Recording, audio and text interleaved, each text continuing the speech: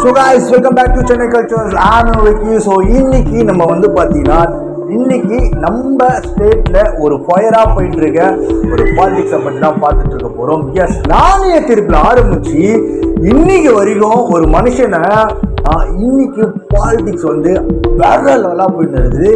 ஒருத்தரை பேச நடுவில் ஒருத்தர் வரும் போது நாடு எல்லா அரசியலும் அது தெரிஞ்ச விஷயம். சிஸ்டமே சரியில்லை, அது எல்லாருக்குமே தெரிஞ்ச விஷயம். ஸோ நிறைய விஷயம் நடக்குது. ஸோ எந்த ஒரு தலைவர் நம்ம நாட்டில் வந்தாலும் எதுவுமே கிளியர் ஆக மாட்டேது, எதுவுமே ஒரு பர்ஃபெக்டாக இருக்க மாட்டேதான். அது நம்மளுக்கு தெரிஞ்ச விஷயம் தான், அது இல்லைன்னு சொல்ல. பட் இன்னைக்கு பார்த்தீங்கன்னா நாணய தீர்ப்பில் ஆரம்பிச்சு ஸோ இந்த 2024 அரசியல் வர வரைக்கும் ஒருத்தர் மேலே வந்து பல்வேறு எதிர்ப்பு இருக்கு. அந்த எதிர்ப்பெல்லாம் தாண்டி அடிச்சு பிளாஸ்ட் பண்ணிட்டு ஒருத்தர் வராருன்னா அவர் பேர் என்னங்க? தலைவன். எஸ், யாரை பற்றி பேசிட்டு இருக்குன்னு உங்களுக்கே தெரியும். நம்ம இளைய தளபதி விஜய் பற்றி தான் சொல்லிட்டு இருக்கேன். ஸோ நம்ம இளைய தளபதி பார்த்தீங்கன்னா நாணய தீர்ப்பில் ஆரம்பிச்சு அந்த படத்துல ஏகப்பட்ட விமர்சனங்கள், ஏகப்பட்ட கமெண்ட்ஸ்லாம் தாண்டி இன்னைக்கு அவர் ஒரு நிலைமையில நிற்கிறாருன்னா நம்மளால நம்ப முடியுமா? எஸ், நேருக்கு நேரு படத்துல இதெல்லாம் ஒரு மூஞ்சான்னு கேட்ட ஒரு மனுஷன் இன்னைக்கு அந்த மூஞ்சி எல்லாருக்கும் பிடிச்சிருக்குன்னா அது நம்மளால நம்ப முடியுமா? அன்பிலீவபிள்.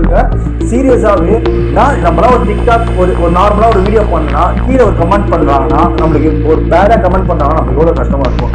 சரி, கிட்டத்தட்ட 30 வருஷமா சினிமா ஃபீல்ட்ல இருந்த ஒரு மனுஷன் காதல வெற்றியோட விமர்சனங்கள் காதல கேட்டதுதான் அவருக்கு வந்து அதிகம் நான் சொல்லுவேன். சரி, அவர் எவ்வளவு அச்சீவ்மெண்ட், எவ்வளவு சக்சஸ், எவ்வளவு ஒரு இடத்துல போய் இருந்தாலும் பட் அதுக்கு ஆப்போசிட்டா எதிர்ப்புகளும் நிறைய ஒரு காதுகள் நிறைய வந்துட்டு இருக்கு.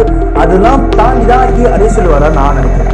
எஸ், சரி, நேற்று பார்த்தீங்கன்னா அம்பேத்கர் புத்தக விழாவில் நம்ம விஜய் வந்து பயங்கரமா பேசியிருப்பாரு. அதுல வர லாஸ்டா வந்து ஒருத்தர் வர மென்ஷன் வர பண்ணியிருப்பாரு. அதெல்லாம் கேட்கும் போது சீரியஸாவே டர்ன் ஆயிடுங்க. இல்லைன்னா இப்படிலாம் பேசுறா போல. எந்த ஒரு அரசியல்வாதம் பார்த்தீங்கன்னா ஆப்போசிட் பேசுவாங்க, இல்லைன்னு சொல்ல. பட் அந்த பேச்சில் ஒரு ஃபயரும், அந்த பேச்சு அவங்களுக்கு அட்டாக் பண்ண விதம் இல்லாம அவங்கள எப்படி இழுக்கலாம், அந்த மாதிரி பேச்சுலாம் வந்து சத்தியமா நான் பார்த்ததே கிடையாது. அது நான் தளபதி கிட்ட மட்டும் தான் பார்த்துருக்கேன். சீரியஸாகவே பார்த்தீங்கன்னா ஒரு மாநாடுல பேச்சுக்கும் அண்ட் நேற்று பார்த்தீங்கன்னா அம்பேத்கர் புக் ரிலீஸ்க்கும் டிஃப்ரெண்ட் இருக்கு. ஸோ இப்போ பார்த்தீங்கன்னா நாணய தீர்ப்பு ஆரம்பிச்சு இன்னைக்கு தளபதி அரசியலரும் வந்திருக்காரு.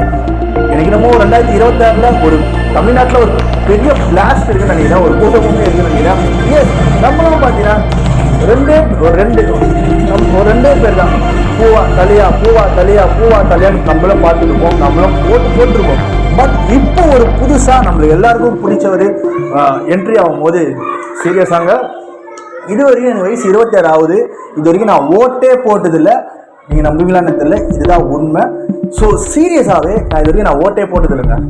பிகாஸ் எனக்கு அரசியலையும் பிடிக்காது. ஆனால் இந்த நாடை வந்து ரெண்டே பேர் தான் வர வைக்கிறாங்க. பட் அவங்களும் தலைவர் ஆகிறாங்க. பட் எதுவுமே மாறினது கிடையாது. ஸோ இதுதான் உண்மை. நம்மளும் மாற்றி பூவா தலையா 2 பேரும் ஓட்டு போட்டு முதலமைச்சர் ஆகிருக்கும். பட் இந்த 2026 26 வயசு ஆகுது. இது வரைக்கும் நான் ஓட்டு அடி எடுத்ததில்லை. இந்த வருஷம் நான் கண்டிப்பாக அப்ளை பண்ணி எடுக்க போகிறேன். பிகாஸ் ஒரு 2026 ஒரு பெரிய மாற்றம் இருக்குது நான் நம்புகிறேன். ஸோ நம்மளாம் பார்த்தீங்கன்னா ஒரு மக்களாக நாடு நல்லா இருக்கணும், சுற்றி எல்லாமே நல்ல சிஸ்டமே நல்லா இருக்கணும் அப்படின்னு நினைப்போம். பட் இங்கே எதுவுமே சிஸ்டம் சரியில்லைன்னு நம்ம எல்லாருக்கும் தெரியும். கேட்கவும் முடியல, அப்படியே மனசுக்குள்ளேயும் வச்சுக்கணும். சப்போஸ் நம்மளுக்கு எதுவும் கேட்டால் அவங்க இது பேச ஏகப்பட்ட காட்சி. பிகாஸ் நம்ம நார்மல் மனுஷனாச்சு. நம்மக்கிட்ட பவரில் இருக்கவங்களுக்கே பிரச்சனைகள் வரும்போது நார்மலாக நம்ம இருக்கும்போது எவ்வளோ பிரச்சனைகள் வரும். ஸோ இதெல்லாம் மாறணும்னா கண்டிப்பாக நம்ம கிட்ட தான் இருக்குது. 2026 ஒரு பெரிய மாற்றம் இருக்குது நான் நம்புறேங்க. சரி, எல்லாமே தளபதி விஜய்க்கு அவருக்கு என்ன தெரியும், அரசியலை பற்றி என்ன தெரியும்னாரு. அவர் இப்போ அரசியல் வரலங்க. என்னைக்கு தலைவா படம் ப்ராப்ளம் ஆச்சோ அன்றைக்கி அவர் மைண்டில் ஃபிக்ஸ் பண்ணிட்டாரு. கண்டிப்பாக ஏதாச்சும் ஒரு வருஷத்துல கண்டிப்பா நம்ம வந்து அரசியல் என்ட்ரு ஆகும் சொல்லிட்டுலாம் இந்த 2024 என்ட்ரு ஆகிட்டா போல, மாநாடு வச்சா போல, நேற்று அம்பேத்கர் அவரோட புத்தகத்தை வெளியிட்டா போல, ஒரு ஸ்பீச்சு பிளாஸ்ட் பண்ணா போல. அது கேட்கும் போது தரணுங்க. பிளாஸ்ட் எந்த ஒரு நடிகர் அந்த மாதிரி பேசுறது. நம்ம தமிழ் சினிமாவில் பார்த்தீங்கன்னா ஏகப்பட்ட நடிகர்லாம் வந்து பார்த்தீங்கன்னா அரசியல் வர அப்படின்னு சொல்லிட்டு காலை பின்னாடி வாங்குவோம் நிறைய பேர், அது உங்களுக்கே தெரியும்.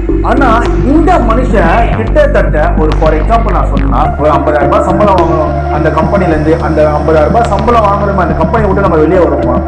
பட் இவரு 200 கோடி ரூபாய் வாங்குற ஒரு மனுஷன் தமிழ் சினிமாவில் நம்பர் 1 கிட்டத்தட்ட ஆயிட்டாரு. நம்பர் 1 இடத்துல இருக்கிறவரு 200 கோடி விட்டு அரசியலுக்கு வர சொல்றாரு.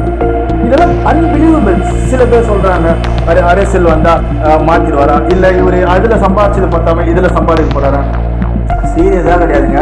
ஒரு மனுஷனை வந்து அவர் பேசும் அண்ட் தென் அவர் பேச்சிலும் அழகா நம்ம கண்டுபிடிக்கலாம் அவர் யாரு எவருன்னு. அப்படிதான் தளபதி. சீரியஸாக சொல்றேன், சம்பாதிக்கணும் அவரை பார்க்காதே கிடையாது. அதான் அவரோட மாநாட்டில் சொல்லியிருப்பாரு, தோத்துட்டு சினிமாலேருந்து வரல, இனிமேல் ஜெயிக்கிறதுக்கு எதுவுமே இல்லாமல் எதுவுமே இல்லைன்னு தான் நான் அரசியல் வரேன்னு சொல்லிட்டு சர்க்கார் படத்திலேயே அவர் கூட ஒர்க் பண்ணவங்கன்னா நிறைய ஆர்டிஸ்ட் சொல்லியிருப்பாங்க.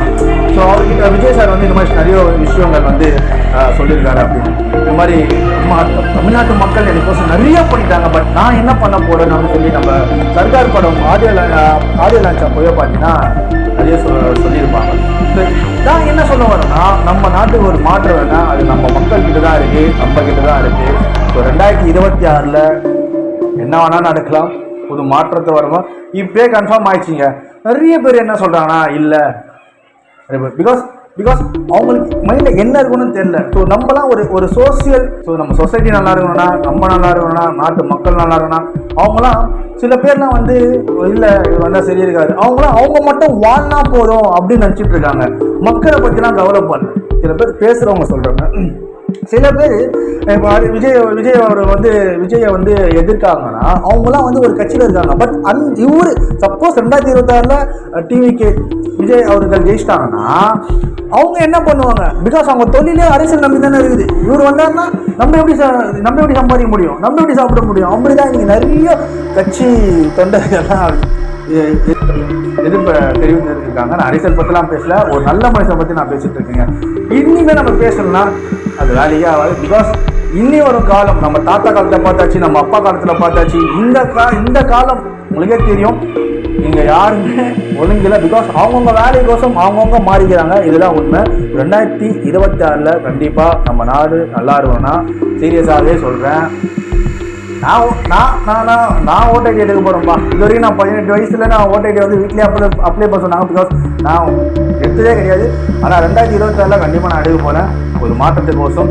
கண்டிப்பாக நாளைய திருப்பில் ஆரம்பிச்சு இன்னைக்கு ஒரு மனுஷன் வந்து கிட்டத்தட்ட 60 மேலே ஒரு படத்தை கொடுத்து பயங்கரமான இட்டை போட்டு ஏகப்பட்ட ரசிகர்கள், தமிழ்நாட்டு மட்டும் இல்லை இந்தியா ஃபுல்லாக பேன் இதாலே விஜய் அவர்களுக்கு ரசிகர்கள் இருக்காங்க. பெரிய விஷயம். ஸோ இந்த மூஞ்சிலாம் வந்து சினிமாவுக்கு வருதா அப்படின்லாம் சொன்னவங்க நிறைய பேர்லாம் இன்னைக்கு அந்த வாயிலேயே விஜய் வேற லெவலில் பண்ணி பேச ஆரம்பிச்சிட்டாங்க.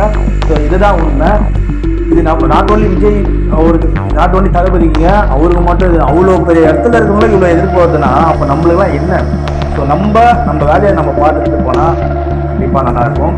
அதே மாதிரி நம்ம சுற்றி இருக்கோம் நல்லா இருக்கும்னா கண்டிப்பாக நினைப்போம். பட் அதுக்கான வேலையை சொல்லணும். பட் நம்ம தளபதி பார்த்தீங்கன்னா வேலையே இறங்கிட்டாரு. போதும்பா, நீங்கள் சினிமா போதும்பா, நான் மக்களுக்கோசம் வரப்பான்னு சொல்லிட்டு இன்னைக்கு வெயிட் பண்ணிட்டு இருக்காரு. லோடிங் ஆகிட்டு இருக்குங்க.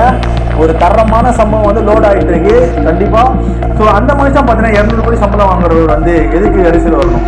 நிறைய ரசிகர் இருக்காங்களே. ஜெயசாரோட பார்த்தீங்கன்னா அதுக்கு முன்னாடிலாம் பார்த்தீங்கன்னா நிறைய சினிமா ஆக்டர்ஸ்லாம் பார்த்தீங்கன்னா அரசியல் வரலாம் சொல்லிட்டு காலை பின்னாடி வச்சோம்லாம் நிறைய பேர். பட் இவர் அப்படி கிடையாது. ஏகப்பட்ட சினிமாவில் படத்திலேயே அவரோட பிரச்சனையை சந்திச்சவருக்கு அரசியல் என்ன சும்மாவாங்க.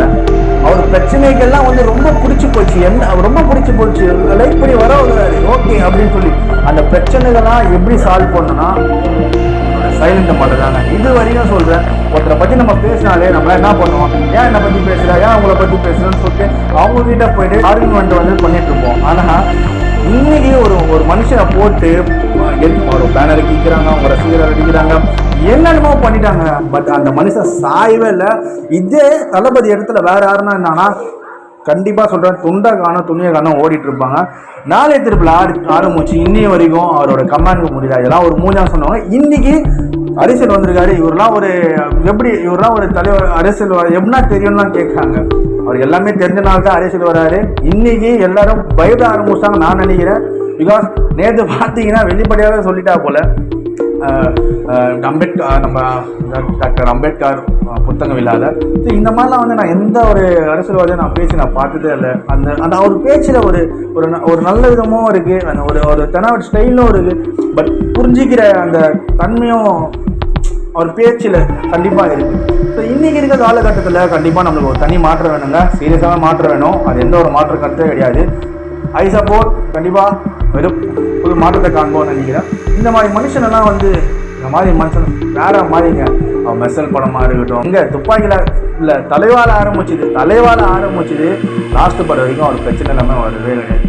ஏதாச்சும் ஒன்று பண்ணுமே சொல்லி ஏகப்பட்ட கூட்டங்கள், ஏகப்பட்ட யானை கூட்டங்கள், மத யானை கூட்டங்கள்லாம் வந்து ஏகப்பட்ட கோரிக்கை உள்ள வச்சு அவரை டேமேஜ் பண்ணணும்னு நினச்சோம்னா இன்னைக்கு அவர் ஹரிசு கூட என்ட்ரு ஆகிறாரு. இப்படியும் அவரை பார்த்து நிறைய பேருங்கள் பயப்படுறாங்க இல்லையோ, நிறைய குற்றச்சாட்டை நிறைய வைக்கிறாங்க. நேற்று தம்பி இன்னவெல்லாம் இன்னைக்கு வந்து அவரை எதிர்க்காங்கன்னா கண்டிப்பாக புரியல. அதான் சொல்லுவாங்களே, ஒருத்தனை பல பேரை எதிர்த்தான் அவன் வந்து கோல், அந்த ஒருத்தன் பல பேரை எதிர்த்தான் அவன் தான் வீரன். ஸோ அந்த மாதிரி கான்செப்ட் தான் போகுது. ஸோ வேறு லெவலாக இருக்க போகுது 2026 கண்டிப்பாக. ஸோ இந்த 2026 நெக்ஸ்ட்டு 5 வருஷம் நம்ம ஜெனரேஷன் மாறினா தான் நெக்ஸ்ட்டு 5 வருஷத்தில் 10 வருஷத்தில் நம்ம குழந்தை காலகட்டத்தில் ஒரு சுத்தமான தமிழனை நம்ம பார்ப்போம் நினைக்கிறேன். ஊழல் இல்லாமல் ஆல்ரெடி தளபதி சொல்லியிருக்கா போல நிறைய ஊழல் நடக்குது. கண்டிப்பாக நிறைய ஊழல் நான் கண்ணில் பார்த்துருக்கேன், நானும் அதில் அனுபவிச்சுட்டு இருக்கேன். ஸோ இங்கே சட்டம் வந்து பணம் இருக்கவங்களுக்கு வந்து சட்டம் வந்து இதுவாக இருக்குது. ஸோ டாக்டர் அம்பேத்கர் பார்த்தீங்கன்னா சட்டம் எல்லாருக்கும் சமம் அப்படின்னு சொல்லியிருக்காரு. ஆனால் இன்னைக்கு பார்த்தீங்கன்னா அது கிடையாது. அது எனக்கு மட்டும் இல்லை, எல்லாருக்கும் தெரிஞ்ச விஷயம் தான்.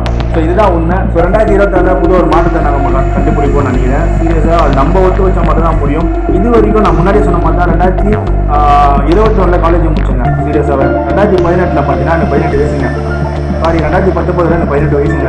காலேஜ் முடிச்சாங்க. காலேஜ் முடிக்கும்போது எங்கள் வீட்டில் சொன்னாங்க ஓட் ஐடி அப்ளை பண்ண சொல்லி. பிகாஸ் எனக்கு ஓட்டே பிடிக்காது. ஆனால் நோட்டா கூட ஓட் ஐடி வேணும் போல. பட் நான் ஓட் ஐடியே எடுக்கல. ஆனால் இந்த 2026 நான் கண்டிப்பாக ஓட் ஐடி எடுப்பேன். ஒரு புது மாற்றத்துக்கோசம் சீரியஸாக சொல்கிறேன். நம்ம நாட்டை நம்ம தான் மாற்றணும். அது நம்ம கிட்ட இருக்குது. நம்ம தான் ஒரு தலைவனை உருவாக்கணும். ஆல்ரெடி தலைவன் வந்து உள்ளே வந்தா போல, ஆல்ரெடி எல்லாம் மெசராகிறாங்க போல. இப்பயே வந்து பரபரப்பாக இருக்குது. இன்னும் 1 வருஷம் இருக்குது. அந்த 1 வருஷம் இப்படின்றதுக்குள்ள ஓடிக்கூடும். 2024 முடிய போகுது. டிசம்பர் 2026 அந்த 2026 ஸோ அந்த ஒரு மூமெண்ட்டுக்கும் தமிழ்நாடே வெயிட் பண்ணிட்டு தான் நம்புவீங்களா? ஸோ இப்போ இருக்க ஜெனரேஷன், இப்போ இருக்க யங்ஸ்டார், இப்போ நம்ம தாத்தா காலம், அப்பா காலம் எல்லாருமே வெயிட் பண்ணிட்டு இருக்காங்க. ஒரு புது மனுஷன் உள்ள வரான்னு சொல்லி நானும் வெயிட் பண்ணிட்டு இருக்கேன்.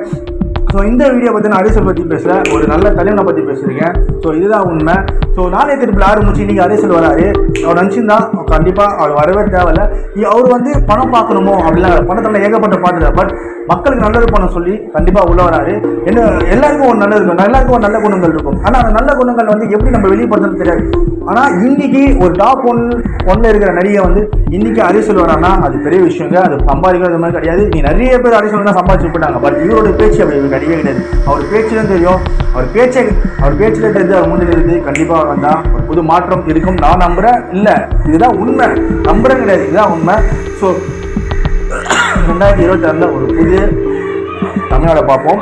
ஸோ அண்ட் தென் பார்த்தீங்கன்னா நம்ம இப்போ 18 வயசு பசங்களாக சொல்லட்டும், 18 வயசு கீழே இருக்கும். நான் சொல்கிறேன், எனக்கு மட்டும் 18 வயசு ஆயிடுச்சுன்னா நான் தளபதி தான் ஓட்டு போடணும்னு சொல்லி இப்பயே ஒரு பாதி கூட்டம் வச்சு ஆரம்பிச்சிட்டாங்க. இப்போ இருக்க ஜெனரேஷன் பசங்க 2K கிட்ஸ்லாம்.